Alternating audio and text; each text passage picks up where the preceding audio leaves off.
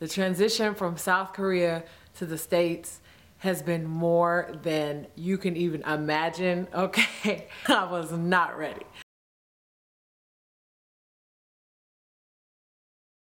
And it's time to talk about this transition. I know my hat may be coming off a little bit strong, but it's very appropriate for how I'm feeling and what I might be talking about in this video. I've come back to the States after being in Korea last year.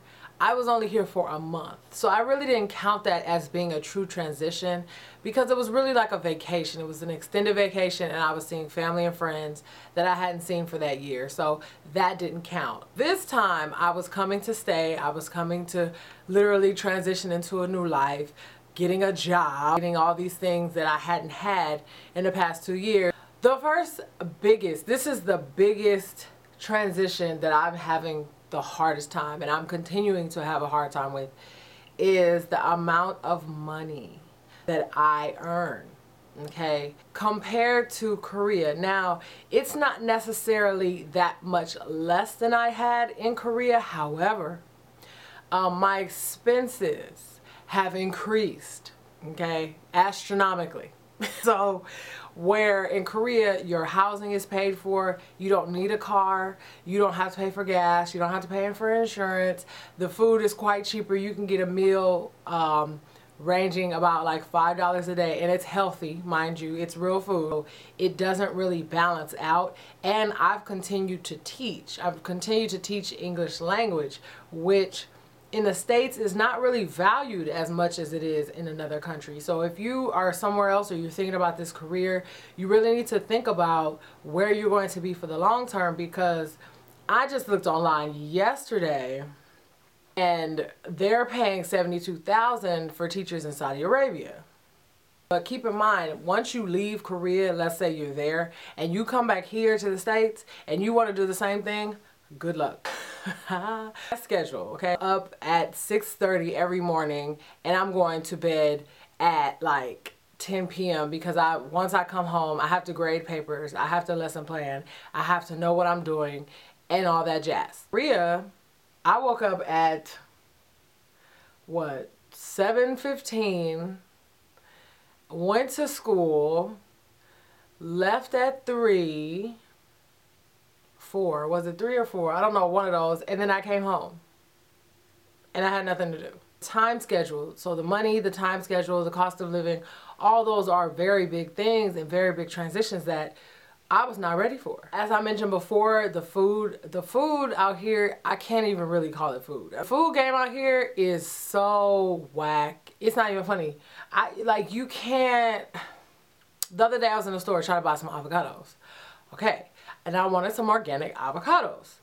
But the little 6 organic avocados over here were already ripe. They were already, like, all of them were ripe. They were dark green. There's no telling how they looked inside.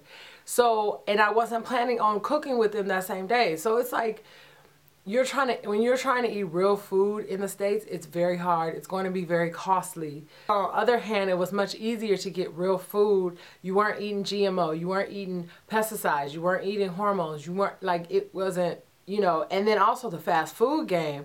Oh my gosh. It is so easy to get fat. Okay, we got barbecue place over here. And I don't even eat meat, but the sides. Okay, I go in on the sides. The sides are good. Okay, but you know, you got Culver's over here, then you have KFC next to it, then you got Wendy's across the street, McDonald's is down the road. It's a grocery store called Publix that's off the chain, but it's expensive with the food that they serve. Across the street from that, you got Jim and Nick's, then you have Which, you got Buffalo Wild Wings, you got Starbucks, you got, it's like ample opportunity for you to eat. And in addition to that, my location, Charlotte, this is not, I say it's not an up-and-coming city because all there is to do in Charlotte is shop and eat. Shop and eat. Shop and eat. I'm planning on making an intro video to my new channel so that you guys can all go over to my new channel and check me out. Just a brief, okay, very brief touch. The dating scene in the States and these laissez-faire males. That's all I'm gonna say. I'm gonna leave it at that because, like I said, my new channel will have ample commentary, experiences surrounding that topic, in addition to others, but yeah, so stay tuned. Dating scene so far in the States, it's just like,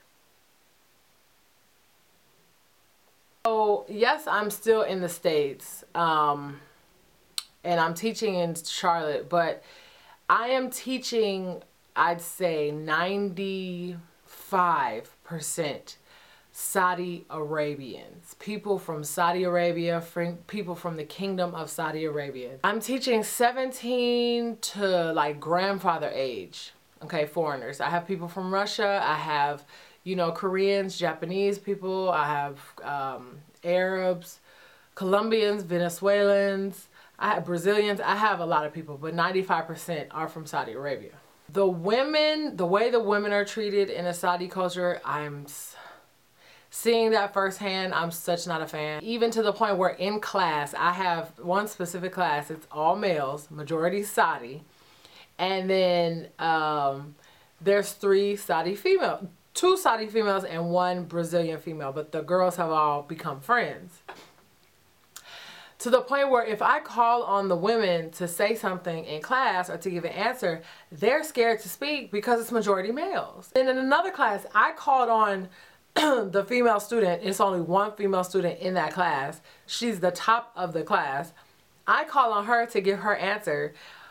Muhammad over here wants to try to cut her off and tell his answer. And I had to put Muhammad in check. Muhammad, where are you? Where are you? You're in Charlotte. You're in the U.S. Why are you answering? I called on her. Hold it together. So, you know, it's a, being exposed to that part of the culture, I wasn't ready for it. To the point where a lot of my students, majority male, they will challenge you. They will challenge you. You know, first of all, they don't want to be taught by a female anyway. It's so different from Korea. Like, so ridiculously different. Like, so different. One student, all these students are from Saudi Arabia. So, you know, I had them try to do a fun activity. It's reading, writing class. It's boring. It's after lunch and it's for 2 hours.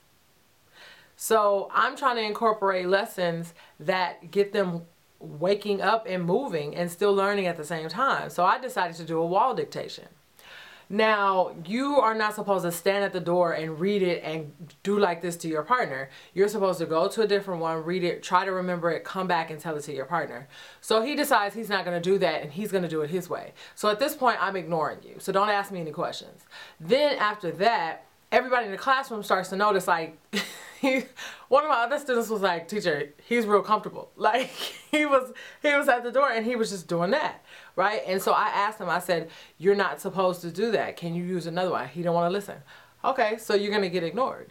So then when we were finished, I had them complete a different activity and he proceeds to ask me, what was the point of that? So I had to break it down for him really fast so that he really didn't understand me. But the fact that I said so much and how I said it and everybody was listening, he really wasn't going to ask me again. So, you know, they will challenge you, especially if you're a woman. I am rare because I am the only person on staff who is a person of color, like the only. When they first saw me, when I first started, some of the students thought I was a student just because of that fact. And then when they walked in my classroom, they were like, you're a teacher? Like, yes, I'm a teacher. But overall, my teaching experience has really been the hardest thing that I have been doing. The teachers at this place put in so much work. I'm not going to say the name of the company, but it is a global company. It is a Japanese-run company. It is an intensive language learning company. And that's all I can say. It's really been a doozy. I can't say how long I'm going to be in Charlotte because I can say that I don't really like Charlotte. I'm not a big fan. It's what it is for now. We shall see if I end up somewhere else. I am looking. If you have any suggestions of great places, let me know. Write a comment. And that's what it is. If you guys have transitioned before and have found any similarities, let me know. What differences also have you found? And if you're planning to make a transition, good luck to you. Okay? But I'll see you guys in the next video. Take care. Bye.